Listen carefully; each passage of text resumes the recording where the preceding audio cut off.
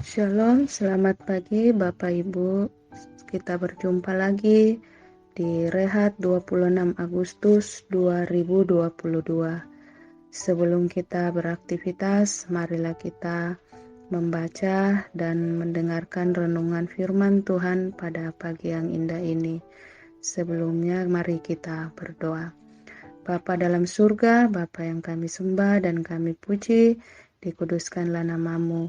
Berkatilah kami untuk membaca firman-Mu pada pagi yang indah ini Tuhan, dan biarlah firman-Mu yang kami baca dan kami renungkan pada pagi yang indah ini, Engkau berkati dan tanamkan dalam hati dan pikiran kami Tuhan, untuk kami terapkan dalam kehidupan kami sehari-hari.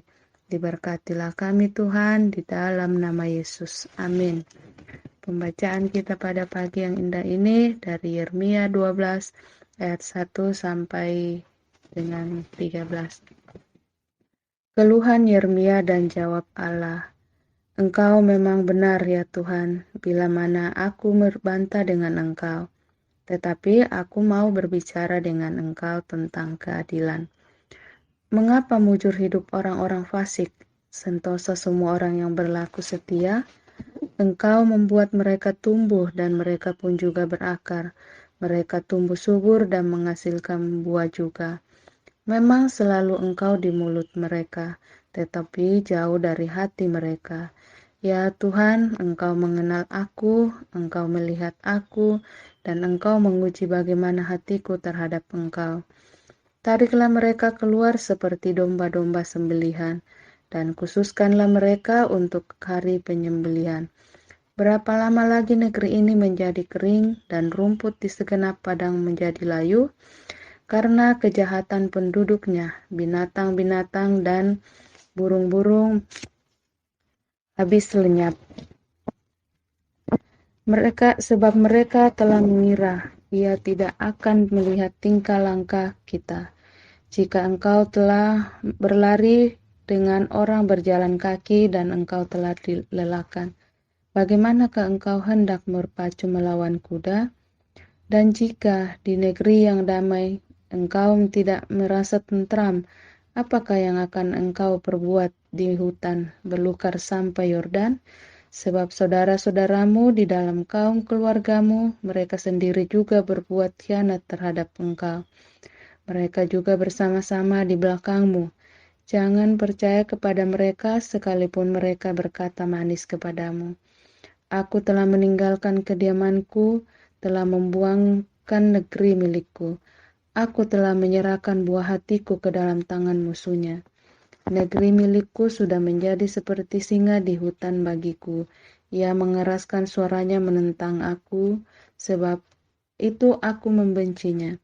Negeri milikku sudah menjadi seperti burung belak bagiku. Burung-burung buas mengerumunya.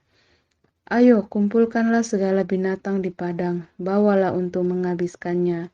Banyak gembala telah merusak kebun anggur, memijak-mijak tanahku, dan membuat tanah kedambaanku menjadi padang gurun yang sunyi sepi. Ya, mereka telah membuatnya sunyi sepi tanah itu berkabung di hadapanku.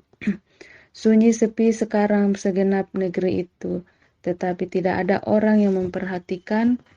Para pembinasa telah datang, melintasi segala bukit gundul di padang gurun. Sebab pedang Tuhan mengamuk makan dari ujung negeri yang satu ujung lain. Tidak ada damai bagi segala hidup. Mereka telah menabur gandum, tetapi dituai adalah semak duri.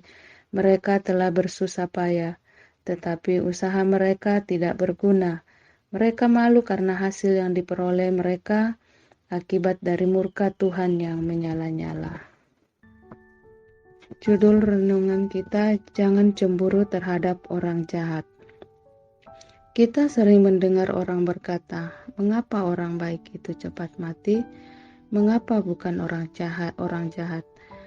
Mengapa justru tetap sehat-sehat saja, padahal sering menanggung dan merugikan kehidupan orang lain, bahkan terlihat semakin sukses dalam kehidupannya?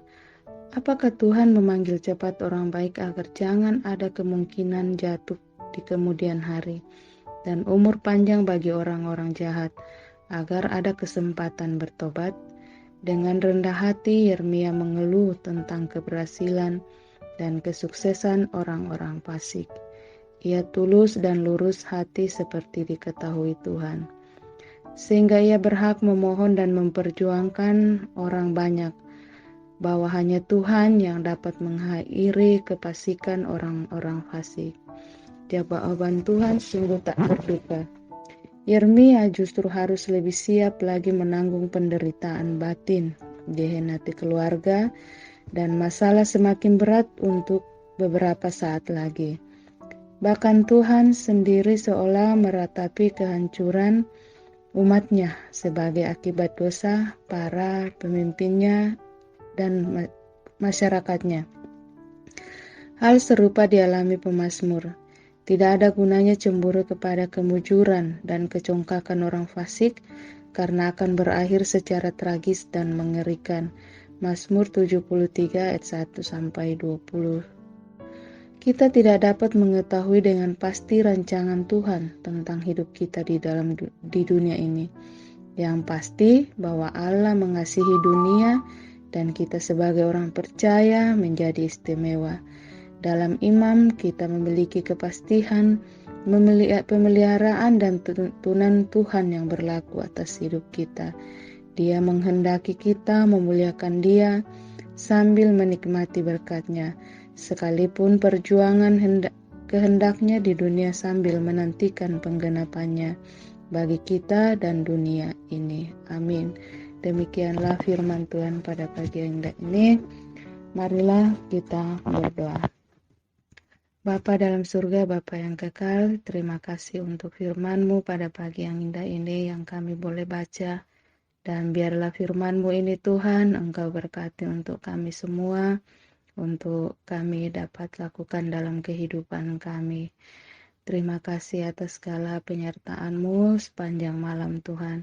Dan sepanjang hari ini kami semua Jemaat Tangerang akan melaksanakan segala tugas kami masing-masing. Kiranya Tuhan menuntun kami, melindungi, menjagai kami Tuhan.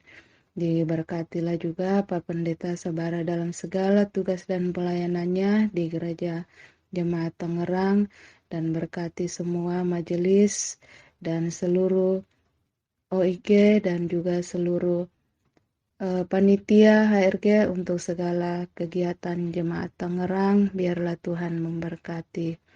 Tuntunlah setiap langkah kehidupan kami Tuhan, keluarga saudara kami, orang tua kami dimanapun mereka berada. Tuhan memberkati, melindungi, menjagai mereka semua. Yang sakit Engkau sembuhkan Tuhan, yang dalam pergumulan Engkau angkat segala pergumulan mereka. Terima kasih Tuhan, diberkatilah kami sepanjang hari ini. Tutup bungkus kami dengan malaikat-malaikat-Mu dan memberi kami kekuatan, kesehatan. Inilah doa kami Tuhan, sempurnakanlah di dalam nama Yesus, terpujilah Engkau. Amin. Terima kasih untuk renungan pada pagi hari ini. Amin. Tuhan Yesus memberkati.